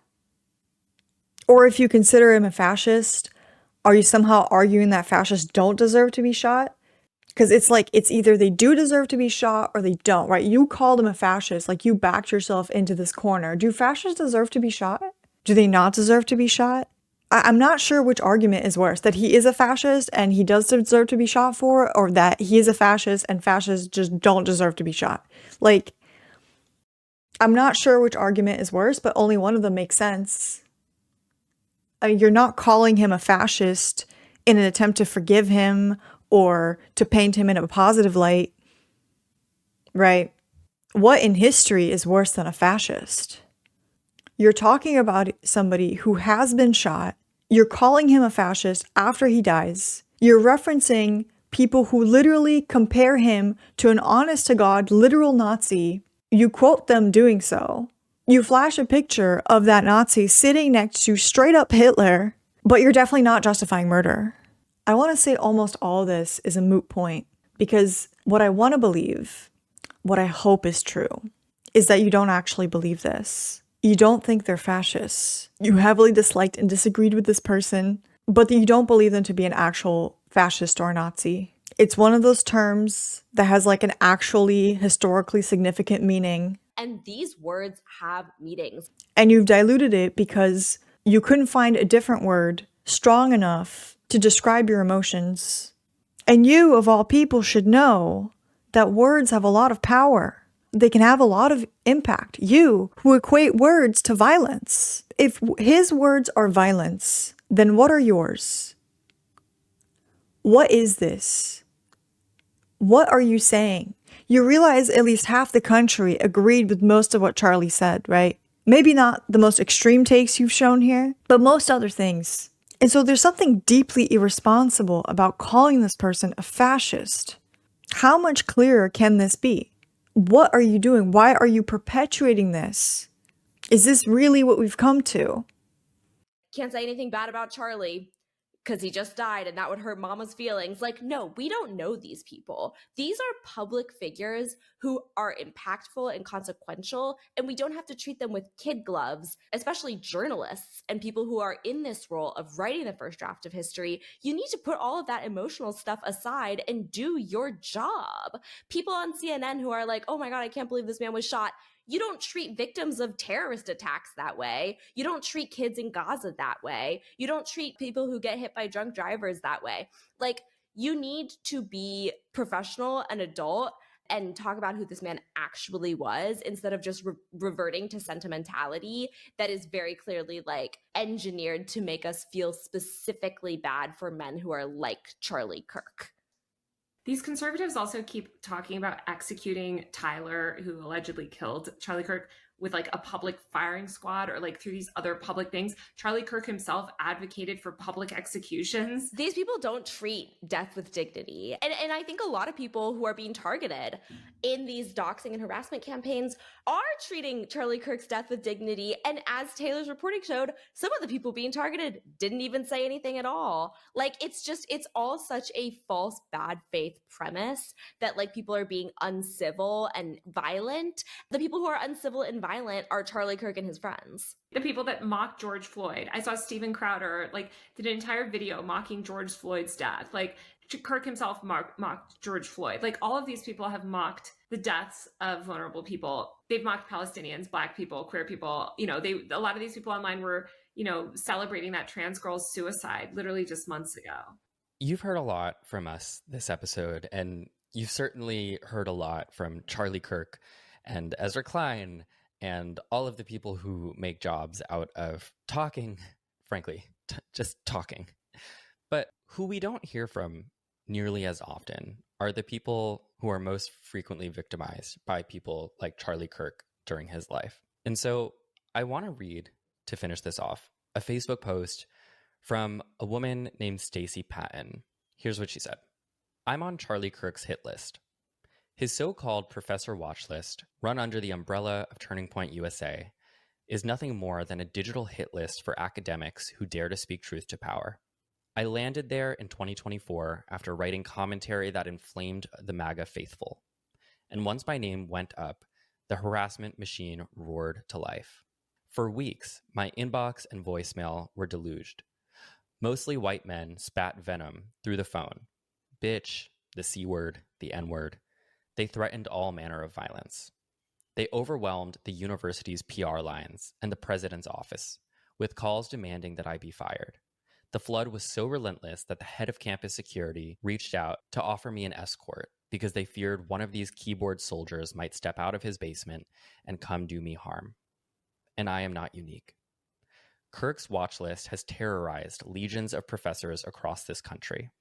Women, Black faculty, queer scholars, basically anyone who challenged white supremacy, gun culture, or Christian nationalism suddenly found themselves targets of coordinated abuse. Some received death threats, some had their jobs threatened, some left academia entirely. Kirk sent the loud message to us: speak the truth and we will unleash the mob. That is the culture of violence Charlie Kirk built. He normalized violence, he curated it, monetized it, and sicked it on anyone who dared to puncture his movement's lies. And now, in the wake of his shooting, there's all this national outpouring of mourning. Moments of silence, yellow prayer hands, and tributes painting him as a civil debater. But the truth is that Kirk and his foot soldiers spent years terrorizing educators, trying to silence us with harassment and fear. And now the same violence he unleashed on others has come full circle. But what I find especially jarring is the dissonance in public mourning for a smug white man whose life work was actively hostile to certain groups. Kirk spent years demonizing LGBTQ people, mocking gun survivors, spewing racism about Black folks, and pushing policies that literally shorten lives. It is so revolting to watch a bipartisan wave of grief sweep over this hateful racist as if he was a neutral community servant. And then before we wrap up, I know I say this like 6 different times at the end of the episode. At the end of every episode, I'm always like, and we're going to wrap up with this. And we're also going to wrap up with this. But I just wrote a little note at the end here that this is not simply a matter of, quote, you should mourn human life no matter how much you disagree with them. I don't really personally care how much you do or don't mourn Charlie Kirk's life. And for what it's worth, there are already 1,000 other podcasts instructing you on what the morally correct way to feel is. This is about the legacy of Charlie Kirk's politics and how that legacy is being rewritten in real time right now to aid an authoritarian crackdown on free speech and on minority groups. Charlie Kirk used the aesthetic of free speech and debate as a window dressing to build an anti-democratic political movement that wealthy, elite class pundits at the New York Times aren't feeling the tangible effects of nearly as much as the rest of America. Queer teachers and Black teachers harassed and fired for acknowledging their own histories. Women below the poverty line whose lives are upended by an unplanned pregnancy. Green card holders who now risk their life by speaking up for Palestine. Charlie Kirk was a lead architect in the construction of a world where white, Christian heterosexual men have complete and total power, even more so than they already do. He didn't practice politics the right way, which is something he and his MAGA colleagues acutely understood and did intentionally, and something Ezra Klein seems not to understand. Does that mean he deserved to die? Absolutely not. Gun violence is always wrong, no matter its target. But when we as leftists... Okay, we are 1 hour, 12 minutes into this video, and there's less than 2 minutes left, and he says, does that mean he deserved to die? No, gun violence is always wrong.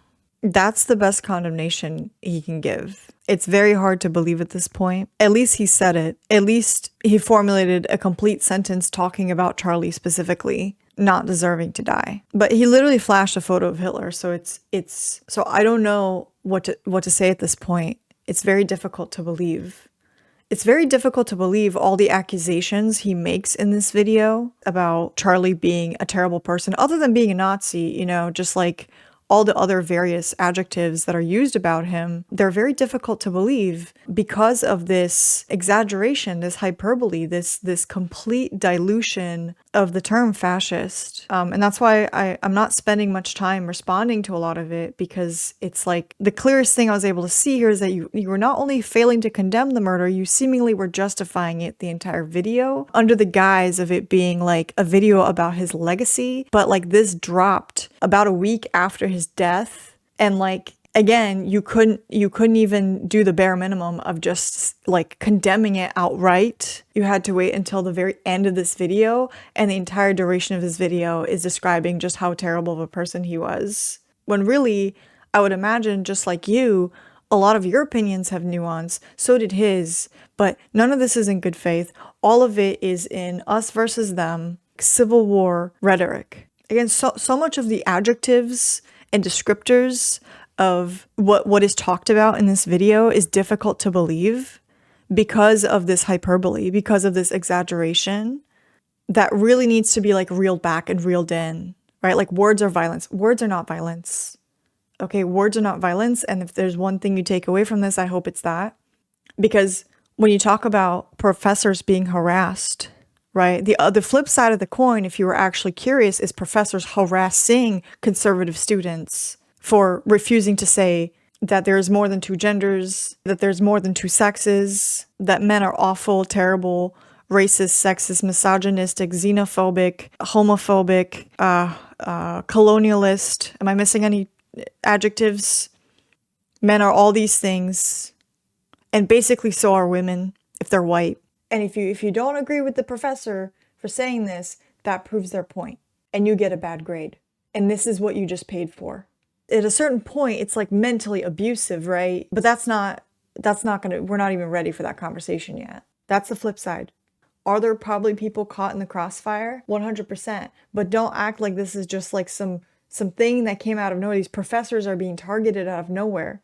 These professors go out of their way to infuse so much hatred into people. It's one thing to teach about history. It's another thing to just completely extrapolate and say that every single person around you is a racist, sexist, misogynistic, anyway, right? Like that's the opposite side of the coin here, and that's not what I'm spending time discussing, because it's almost like it's a moot point to some degree, because we've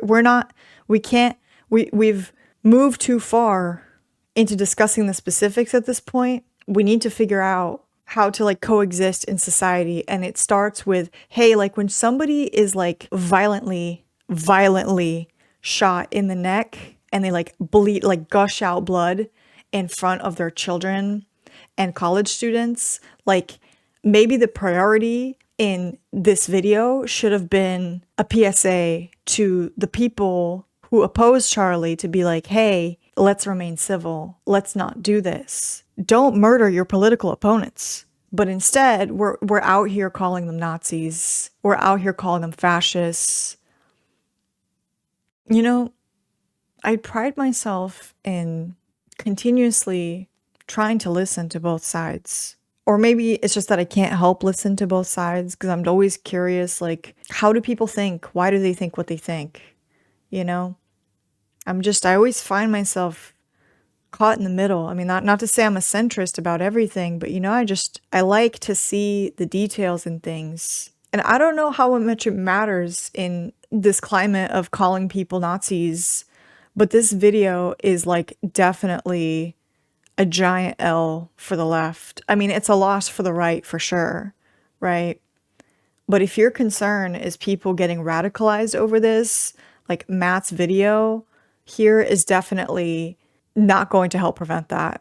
I don't know what it's worth to somebody like Matt, because this video clearly isn't meant to be addressing the right, but I still have hope that one side can talk to the other, talking to people on the other side and those in between.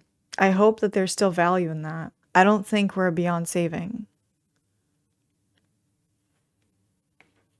Or at least I have to believe that.